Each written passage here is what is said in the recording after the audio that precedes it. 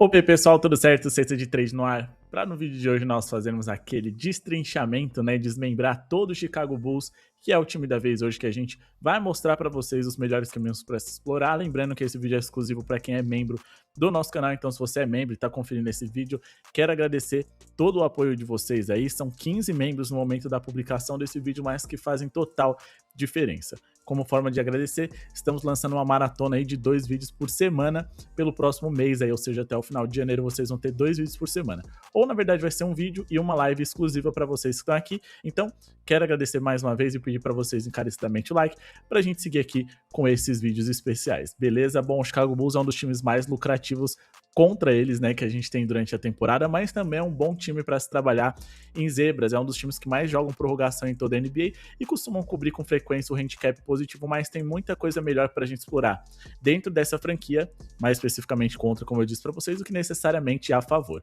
É um time extremamente over, onde quase todo over faz sentido contra eles. É aquele famoso time que defende mal, individualmente não tem peças para melhorar essa questão defensiva, porque não é uma questão tática, e sim de elementos, né, de jogador, mas também é um time que joga num ritmo alto, então muitas vezes eles conseguem transformar jogos técnicos de precisão em jogos físicos para tentar igualar as coisas com seus adversários. Porque se for tornar o jogo técnico, eles vão perder. Falta peça ofensiva, falta peça defensiva, mas acima de tudo falta uma boa proteção de aro. O Chicago Bulls é um dos 10 times que mais sofrem pontos por jogo na NBA, na zona pintada, e como eu disse para vocês, por ser postos de bola, é um time que sofre bastante. No momento da gravação desse vídeo, dia 31 de 12 de 2025, eles são a 24ª defesa da NBA, ou seja, a 7ª pior por 100 postos de bola, sendo o segundo maior ritmo de toda a liga. Em relação a rebotes defensivos, é um time que funciona bem, o 5º melhor rebote em aproveitamento defensivo de toda a liga, e geralmente esses times que defendem mal, geralmente eles têm um rebote defensivo ruim, proporcionando pontos de segunda chance para os seus rivais. Então muitas vezes quando o rebote dos Bulls funciona, eles acabam não sofrendo tantos pontos assim. Então até aqui nós temos alguns indícios que é um time que vai sempre perder, a grande maioria das vezes, é um time que o over contra eles coletivo é sempre interessante, e o over de jogadores específicos também, mas agora a gente vai trazer para vocês quais são as principais posições.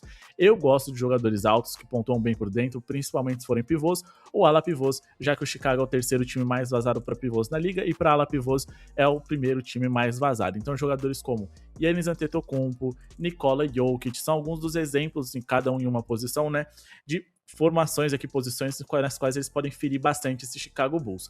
E quando você tem esses jogadores de garrafão, geralmente jogadores de garrafão têm um aproveitamento alto na sua conversão de arremessos, podendo pontuar bem, ou seja, se você tem jogadores de qualidade que atuam nesse setor, nem precisam ser elite como o Jokic e o Giannis que eu citei, não. Aí já começa a ser interessante também para você trabalhar nas assistências dos jogadores das outras posições. Porque, em geral, o Chicago Bulls eles são um dos 10 times que mais cedem assistências para jogadores por jogo na NBA, por conta dessa defesa ruim, desse ritmo alto e do simples fato de que, se você fizer a bola chegar em jogadores bigs que tenham talento para pontuar, esse ponto dificilmente vai ser perdido, então muitas chances de você conseguir um over. Uma das principais jogadas nas quais o Chicago Bulls acaba sofrendo bastante é na jogada conhecida como Pick and Roll Man, que é uma jogada na qual o armador vai chamar a parede e depois dessa parede o pivô ele vai atacar a cesta, ou seja, necessariamente você tem um pivô ou um jogador de força ali à altura pontuando, e do outro lado você tem o cara que chamou o Pick and Roll, geralmente um armador, convertendo para uma assistência. Então, over assistências de jogadores que chamam bastante o pick and roll e costumam ter companheiros que pontuem bem nesse setor, é interessante, tá? Então a gente tem aqui como, por exemplo, o Trae Young, que é um dos melhores chamadores de pick and roll que a gente tem na liga. Ele tem como conexões ali o Porzingis, o Okongwu e também o Jalen Johnson, que são jogadores interessantes para isso. Mas acima de tudo, né, você vê que o over em assistência dele é muito legal.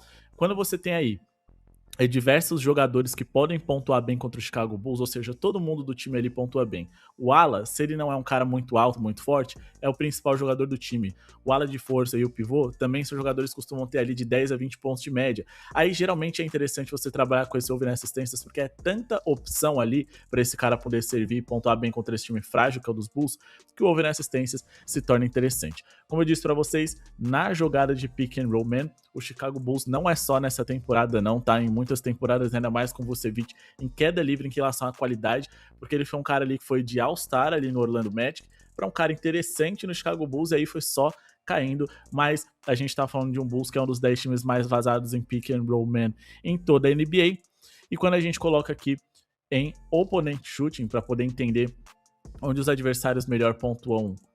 Quando a gente fala a respeito do Chicago Bulls, a gente tem algumas zonas interessantes aqui.